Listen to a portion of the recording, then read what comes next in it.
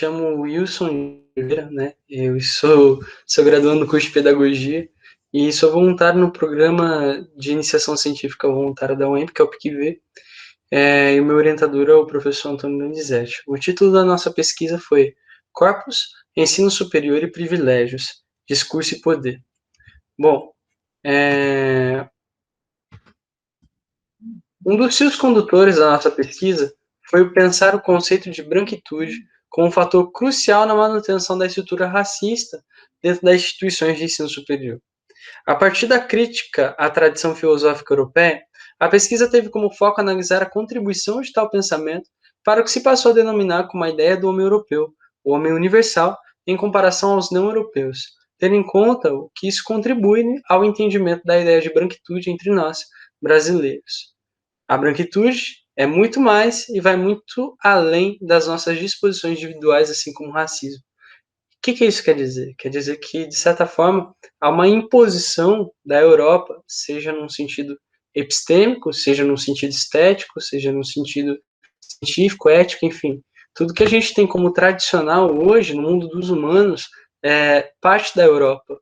E isso também diz respeito ao indivíduo, né? Digamos assim, a identidade, enquanto algo a não ser problematizado. Então, por exemplo, na maioria das vezes, as pessoas brancas elas não se problematizam enquanto partes das relações de poder no contexto racial. Então, o branco ele acaba não se vendo enquanto privilegiado, não se vendo enquanto alguém que tem que ser problematizado. A mesma coisa os ensinos e, digamos assim, a propagação do ensino, propagação do ensino científico, do ensino filosófico e do ensino estético, né? Se é um ensino que parte tradicionalmente da Europa, há um problema aí, porque existe muito mais além da Europa. Então, por isso que a branquitude vai muito mais além do sujeito branco. Então, ela, tal qual o racismo, ela nos atravessa enquanto estruturas, enquanto lógicas, enquanto coisas que se apresentam de várias maneiras. Então, enfim, seja no discurso, no corpo, há relações que vão além da nossa compreensão e que tem necessidade de ser problematizada para que assim a gente possa compreender.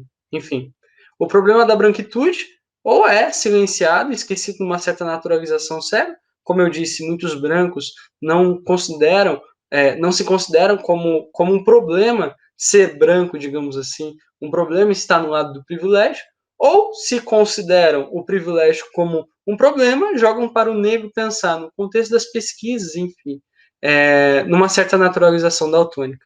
Resgatar a importância de se discutir isso é denunciar que o branco coopera, consciente ou inconscientemente, para com a manutenção da estrutura racista, e dela se beneficia em face de sua prerrogativa de direito, sendo fundamentalmente, portanto, um problema de responsabilidade dos sujeitos brancos ao lidarem com tal privilégio, assim como o questionamento a respeito sobre o que é feito com ele. Bom, sendo assim, sob jazigos e covas, a episteme clássica se firmou como universal.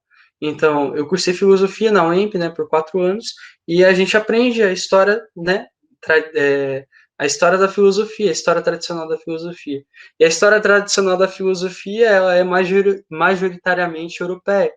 Então, considerando que a forma educacional do ensino superior, né, no sentido total mesmo, ele parte de premissas filosóficas tradicionalmente ocidentais, nos questionamos sobre qual seria a atuação acadêmica na luta antirracista a partir de um deslocamento que a afrocentricidade sugere.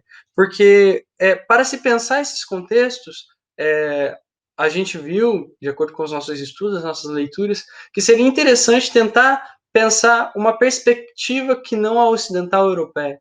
E aí que a gente trouxe para o nosso debate, para a nossa conversa, o professor e filósofo Molefe Ketchassante, com o texto Afrocentricidade, Teoria da Mudança Social, que coloca a África como centro para se pensar os problemas estéticos, éticos, enfim, de todos os tipos, digamos assim, mas que parte de outro centro, não mais da Europa.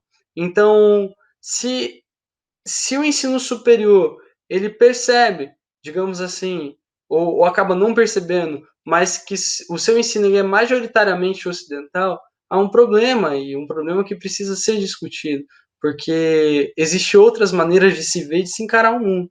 E é isso que a gente veio trazer aqui, né? Tentar problematizar e mostrar que esse não perceber essa imposição dessa tradição, ou melhor, dessa visão europeia que se diz tradicional, é copiar a manutenção da estrutura racista. Então, cooperar com essa branquitude que nos atravessa e que atravessa, né, o ensino superior. Enfim, a metodologia que a gente usou, ela teve o uso predominante da análise e comparação da tese da pensadora Maria Aparecida Bento e do professor e filósofo Molefe Ketchassante, né? Enfim, fizemos encontros periódicos pelo Google Meet, por telefone, enfim, para discutir, para problematizar esses textos e conversar sobre.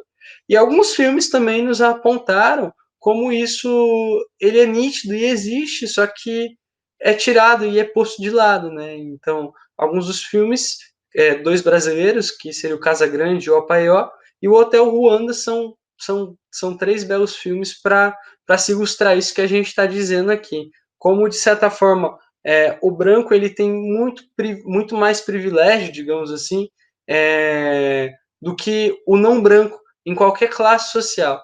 Enfim, os resultados e discussões que a gente teve, né, parciais dessa pesquisa, apontam para a necessidade emergente de se repensar de maneira profunda os moldes do ensino superior fora do seu eixo tradicionalmente ocidental, dando a devida importância e visibilidade à perspectiva decolonial, pontuando que o sujeito branco tem importância e responsabilidade na retomada da consciência histórica como instrumento de desconstrução e reflexão acerca de seus privilégios, em vista de uma atuação crítica sobre seus usos. E se considerarmos, né, então, relevante pensar o como se lê, como se aprende, como se ensina, né, na forma das instituições, perceberemos que as premissas que regem o modo educacional advêm da lógica que privilegia um determinado grupo ao longo da história social humana, ou seja, num grupo mais perto do branco, mais perto do europeu. Então, o que se considera como tradição filosófica, científica e estética, ou está localizado territorialmente na Europa, ou se fala como Europa, ou se parece com a Europa. Entende-se aqui como Europa o espaço de privilégio epistêmico e social, capaz de produzir dicotomias, ou seja, aquilo que é e aquilo que não é, a partir de perspectivas hegemônicas e hierárquicas. Em suma, onde a branquitude opera com maior expressividade. Então, ela opera no discurso, ela opera no corpo, e a partir disso, ela opera em nós, querendo ou não. Então, ela está posta. Cabe a nós problematizá-la e perceber que o privilégio ele também é algo que tem que ser urgentemente posto como um problema a ser discutido dentro dos centros de pesquisa, dentro da comunidade que a gente trabalha. E, como conclusão, a gente teve o compromisso ético de expor as considerações do professor e filósofo Assante e da pensadora Maria Aparecida Bento no que remete à problemática entre branquitude e consciência histórica no ensino superior. Conclui-se que a discussão acerca desses temas não está perto de se esgotar, uma vez que há necessidade de se aprofundar ainda mais as ramificações que dele sucedem, possibilitando um maior entendimento sobre o assunto. Enfim, se o racismo está posto institucional e estruturalmente, a branquitude também está posta. E não é só o lado que perde que tem que ser colocado como um problema a ser discutido, levado nos centros de pesquisa, enfim, mas também o lado que é privilegiado. E se a instituição reproduz esse privilégio, logo ela colabora com a manutenção dessa estrutura racista. Então, cabe a nós problematizar e cabe a nós trazer esse problema à tona, né? Enfim, por que outros lados não são problematizados e por que ainda continuamos reproduzindo e impondo de maneira quase que hegemônica toda essa maneira, todo esse modo de vida, esse modo de se viver. Enfim, agradeço ao EMP e agradeço ao professor Antônio Donizete por proporcionar esses encontros tão potentes, né, que a gente vem tendo ao longo do ano. E essas são as minhas referências. Muito obrigado, espero que tenham compreendido e abraço a todos. Valeu!